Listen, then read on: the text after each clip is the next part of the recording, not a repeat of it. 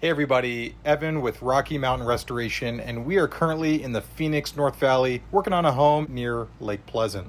Now, these homeowners unfortunately came home to seeing water on the floor, both in their garage and on the other side of this wall in the laundry room, and all of that water actually came from their water softener. That's this black cylinder right here. And the drain line that goes into the wall started to leak.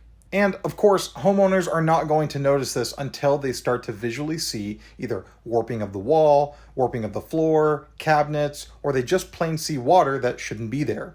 So what we're going to do is we've had this hole cut that allows their plumber access to do repairs and allows us to gauge how much moisture is inside the wall, assess any potential problems, and notice that we don't really have to tear down the entire wall to do that. We can just focus on this area that's affected. So we've got a couple of fans here that are wrapped up right now.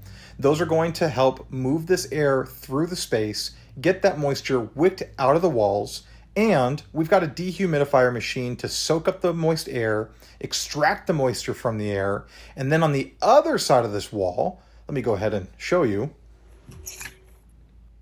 So let me show you the laundry room. In here, we are taping off the affected area. So a lot of this tile is moist either in between in the grout or even underneath. There's a lot of water that sat here for a little bit of time. And of course, it also warped and destroyed the baseboards. So what we've done, of course, is we've removed the baseboards that cannot be saved, but that's a low cost compared to having to rip out all the drywall and rip out the tile and completely start from scratch. We're doing what we can to save the space. Anything that can be saved will be saved.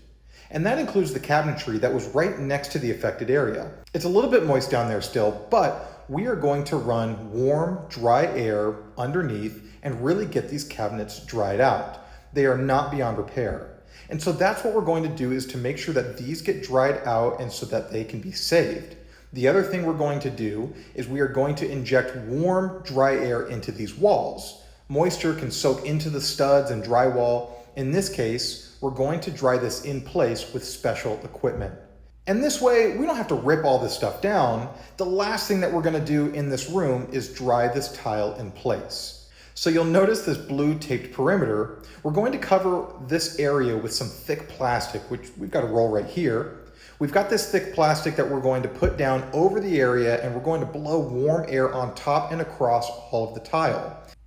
And that's going to help take a lot of the moisture that's in the grout out of the tile, pull it out into the air.